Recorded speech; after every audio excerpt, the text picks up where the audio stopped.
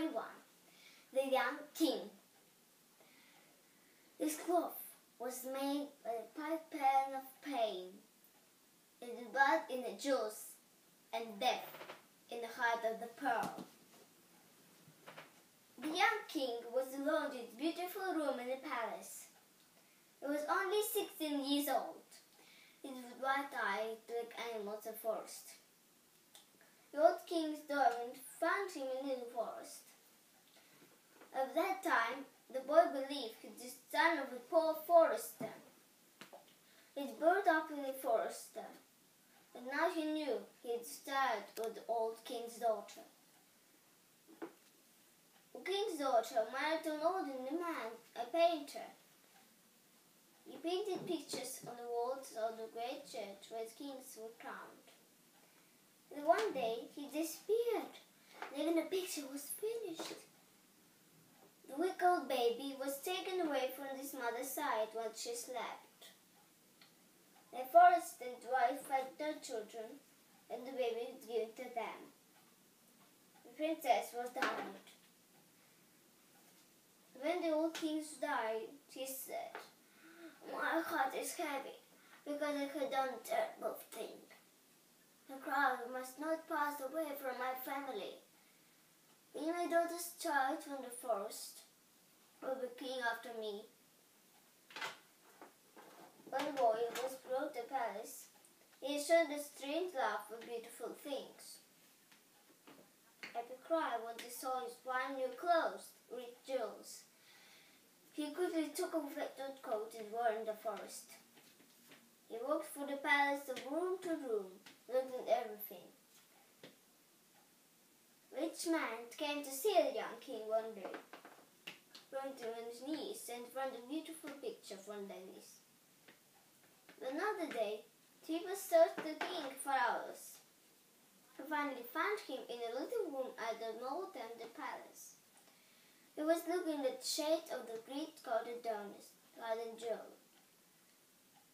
In bed that night, the young king thought about the beautiful clothes, this special day, a gold coat and jeweled crown.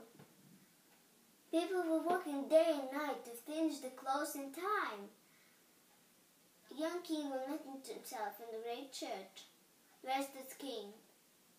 His eyes closed and he fell asleep. As he slept, he dreamed. He dreamed that he was standing in a long blue room. Around him was clothmaker's work. Only little daylight came in through the narrow windows. Men's faces were pale and thin. The children were working with them. They were weak and hungry, and their hands shook. The young king went to work to one of the clothmakers. The man looked at him angrily. "Why are you watching me?" he said. "Did your employer ask you to watch us?" "Who is your employer?" asked the young king. "He was a man like me, but unlike me, he wears fine clothes, and while I'm hungry, he has too much food." "You are not a slave," said the young king. "You are employed to feed you." The rich man could pull that slave, and the clothmaker. "We must work to live. If the jails should let me die, and call us free, and we are slaves. But these things will not picture you. You are not a one of us. Your face is too happy." He turned away and continued his work. When the young king saw the clothmaker was making bold a cloth, he felt a sudden fear. "Who are you making that cloth for?" he asked. "I am making it to crown the young king." The young king woke up with a loud cry. It was his own room in Paris. Through the window, he saw the golden moon hiding in the sky. The young king fell asleep again and dreamed. He dreamed that he saw a ship. 100 slaves were working on a ship, wearing a simple cloth around their waists, and his manager started to mind next to him. The hot sun shone down on their pity. A man ran up and down to change the slaves. He hit them until the part came. "Work faster," he ordered.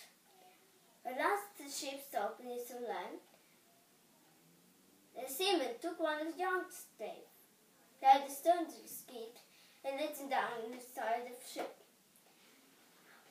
Sometimes they pulled him out of the water. He had the pearl in his right hand. The seaman took it from him and pushed him back in the water. Young slave failed again and again. Each time he brought with him a beautiful pearl. The seaman put the pearl in the green bag. Then the slaves came up for a last time. This time he brought the best pearl of all. It was shaped like a full moon and was brightened in the morning star. The face of the slave was strangely white. He fell down the ship, and the blood came to his ears and mouth. "Dad," cried one of the seamen, "throw the body into the sea." He looked at the pearl. "This will be for the crowning of the young king." When the young king heard this, he woke up with a great cry. Through the window his eyes was growing big and daylight was coming. The young king fell asleep again and dreamed. He was walking through a dark forest full of strange fruit and flowers. He continued to walk until he came into the forest. There he saw a beautiful man working in a dry river. They were making large holes in the ground, and he worked with tools. The young king foot on and saw an old man standing behind him, a mirror in his hand. "How did this man?" asked. "The people in the walled cities have no food and little water," said the old man. "But these men are working in the river to find what the little trying to find." "Jewels, the king's diamond," said the old man. "For each king, look in the mirror and you will see him." The young king looked in the mirror and saw his own face. He woke up with a great cry. Where sunlight was shining in the room. Garden like side birds were singing in the trees. One officers came into the young king's room and greeted him. Servants brought the coat made of gold cloth. Other servants placed the crown and fine jewels in front of him. The young king looked at the lovely things. Very beautiful. But he remembered his sweet dreams and said, "Take them away.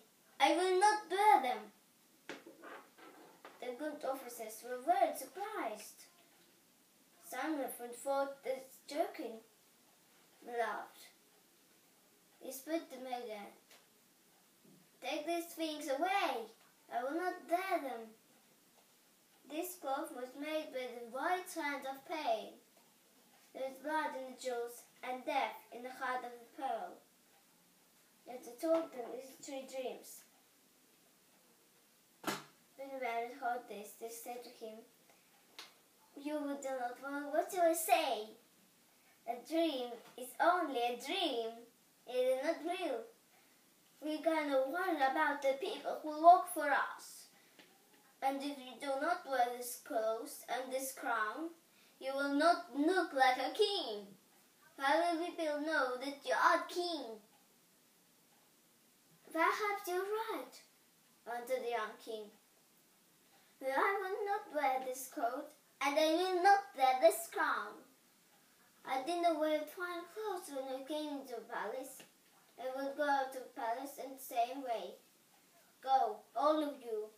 Only this boy may stay.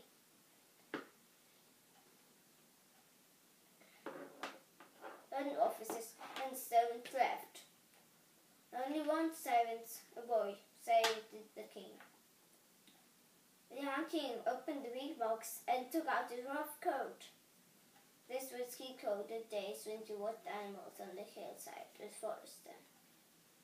The young king also took out a stake from the forest. The boy said, "So, there's the crown?" The young king cut a piece of wild rose that grew near the windows, made it a circle, and put it on his head. "This must be my crown," he said. The young king left his room. Guard officers were waiting for him. He got on his horse and rode out from the great gates of the palace towards the church. The boy ran with him. People on the street laughed. "This is not the king," he said to the road captain. He stopped and answered, "I am the king." And I told him his 3 dreams. The man believed the crowd that spoke angrily to him. The life of the poor comes from the fine things that rich people use. When we make these things, we can buy bread. Go back to the palace and put on your king's clothes. Why are you worrying about us? Aren't rich people and the poor people brothers?" asked the young king. His eyes filled with tears and he rose from the angry cries of people. The boy became afraid and left him. At the great gate of church, the soldiers tried to stop him. "Only the king can come in here," they said to him. "I am the king," he answered angrily, and he pushed over them. The most important place in the church was waiting to crown the new king. He saw the young king in his poor clothes and went to meet him. "My son," he said, "is this your king's dresses? What crown shall I crown you with? It should be a day of great happiness." "Can happiness wear what Sanders and pain had made?" said the king. He told the high priest those dreams. "I am an old man," answered the high priest. "I have known with many wrong things down the world. That God had made us the way, and He is wiser than you. The weight in this world's suffering is too heavy for one man. Can you say that in this house of God?" That young king. He walked past the high priest and went down on his knees. Suddenly, loud noise came from the street outside. The guard officers came to the church and said, "Where is this dreamer of dream? Where is the king of this trusted servant? He cannot be our king." The young king fed up and turned sadly towards them. Then sunlight shone down through the covered glass of church windows. He changed his coat, and the coat was more beautiful than one of gold calf. With dead stick with flower screws and more beautiful clothes. Wild roses in his head shone bright like jewels. He stood there, thirsty king. The lights of God filled the place, and there was music and singing. Fell on his knees. The high priest laid his hands on the young king's head. "Someone has found you who is greater than me," he said, and he went down on his knees in front of his king.